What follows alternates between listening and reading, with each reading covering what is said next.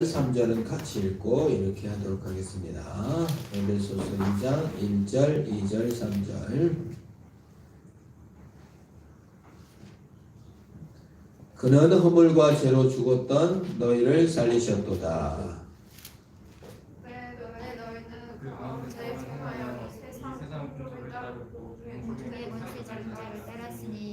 지금 불순종의 아들들 가운데서 역사하는 영이라. 3절 같이 읽습니다. 전에는 우리도 다 그 가운데에서 우리 육체의 욕심을 따라 지내며 육체와 마음에 원하는 것을 하여 다른 이들과 같이 본질상 진노의 자녀였다니.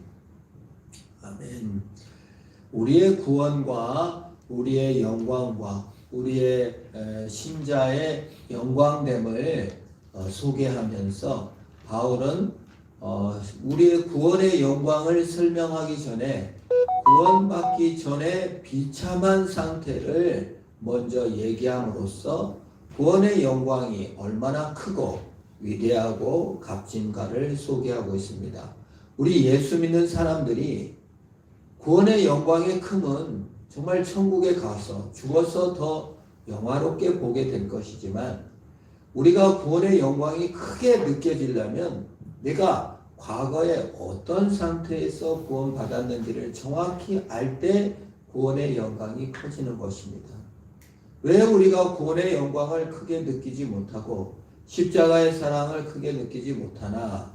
사실은 과거의 내 모습, 비신자의 본질을 깨닫지 못하기 때문에 오히려 비신자를 부러워하고 오히려 세상 풍조를 더 좋아하기가 쉽습니다. 그런 의미에서 에베소서 2장 1절은 우리의 비신자와 신자를 가르는, 우리가 예수 믿을 때와 안 믿을 때의 차이가 무엇인가를 정확하게 설명해 주고 있습니다. 1절에 보면은 우리는 과거에 어떤 존재라고 하고 있습니까? 우리 같이 한번 읽어볼까요? 시작. 그는 허물과 죄로 죽었던 너희를 살리셨도다.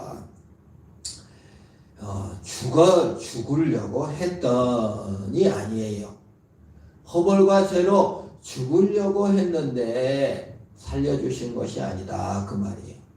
과거형으로 완전히 죽었대요. 우리가 심폐소생술을 할 때도 가능성이 있는 사람들을 더 주로 합니다. 12구 할로윈 축제 때 소방서가 나와가지고 인터뷰하는 것을 들었어요. 뭐가 제일 괴롭냐 했더니 정말 완전히 눌려서 살려주세요, 이 소리가 제일로 아주 오래 기억 남고 잠에 버떡버떡 자다가도 깨고 벌써 한 달, 두 달이 지났는데도 계속 이렇게 그때 트라우마가 있다.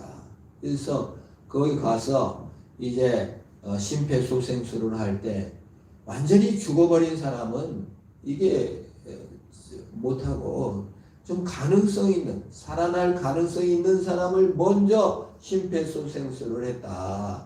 이러한 고백을 인터뷰를 통해서 들은 것을 보게 됩니다. 죽으면은 살릴 가능성이 없다, 그 말이에요. 아무도 죽은 자를 살릴 수는 없어요. 그래서 좀 살 가능성이 있는 자를 심폐소생술을 하는 거예요.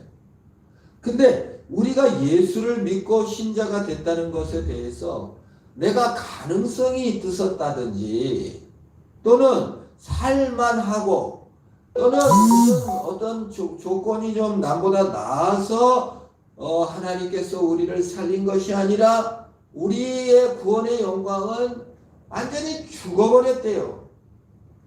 죽은 자를 살렸다는 거예요. 시체였다. 이게 우리가 예수 믿는 사람들이 깨달아야 될 게 뭡니까?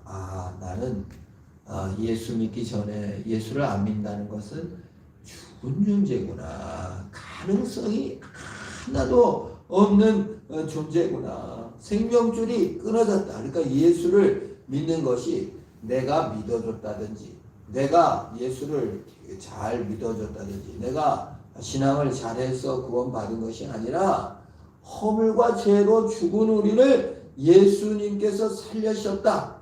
나는 예수 믿기 전에는 허물과 죄로 완전히 죽은 시체였는데 하나님의 능력과 하나님의 구원과 하나님의 선물로서 하나님의 은혜로서 살림을 받았다라는 것이 예수 믿는 것의 특징이다 그 말이에요.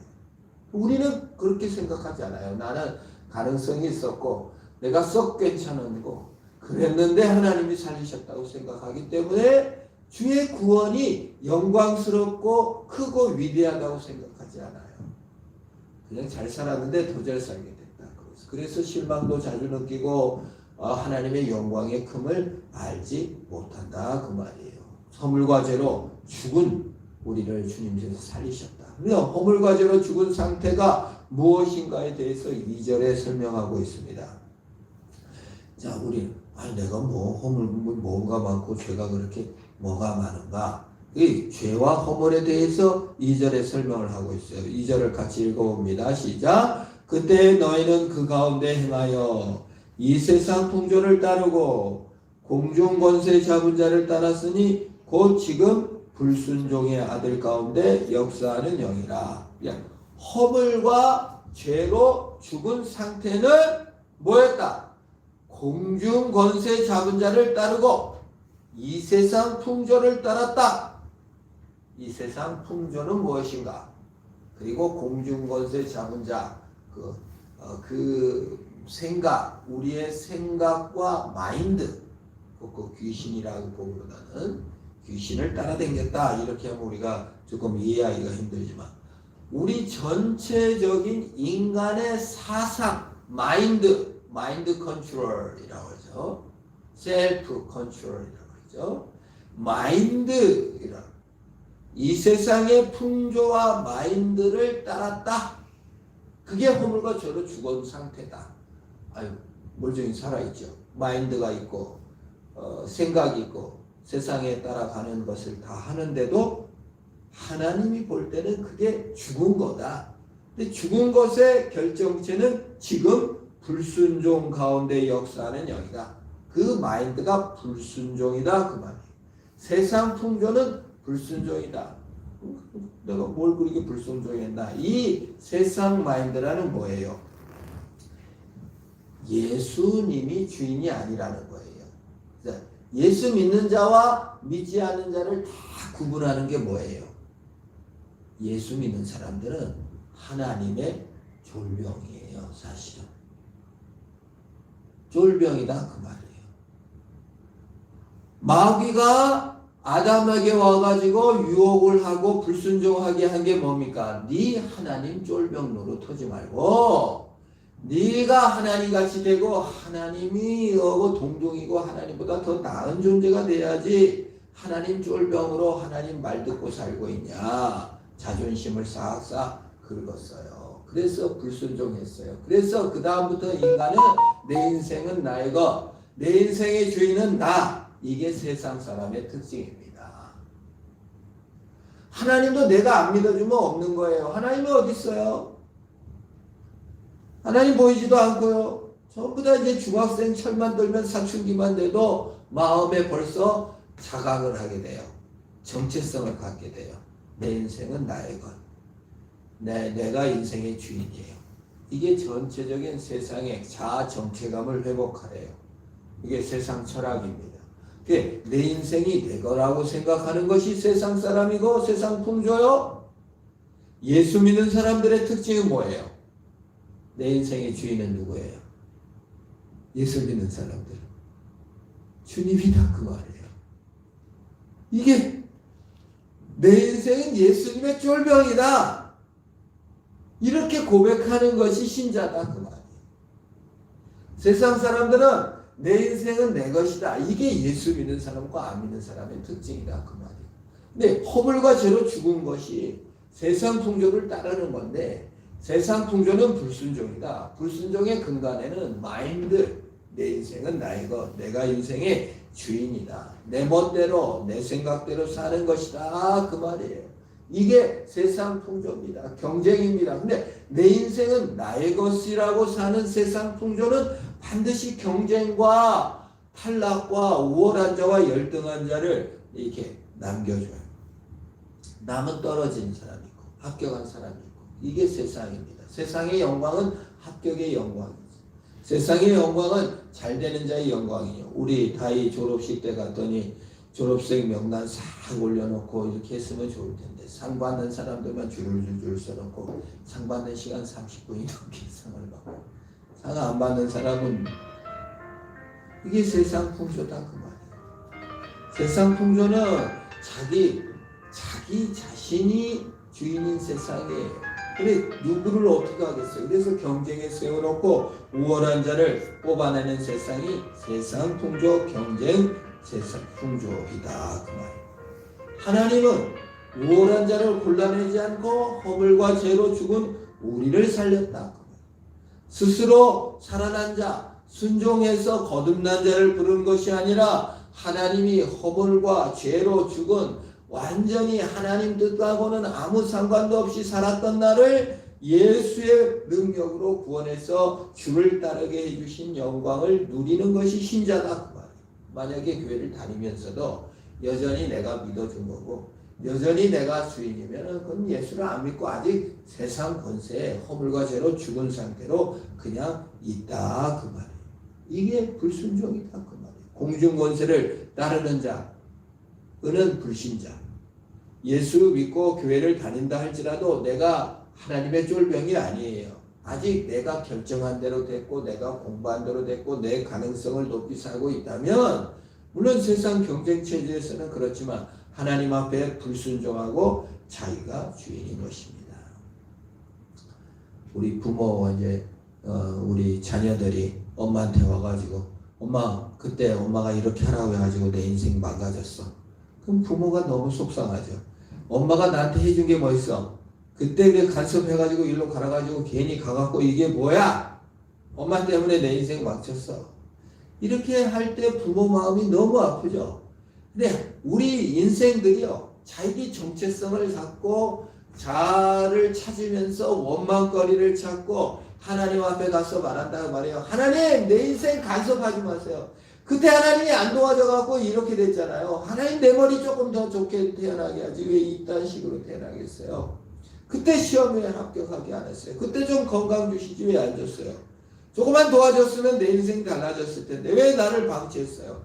이 인간이 두 가지 불순종의 역사 가운데 우리가 세상 풍조 뭐냐면 하나님께 대드는 것 내 인생이 내라고 생각하는 게 두 가지가 하나는 왜 간섭하세요 입니다.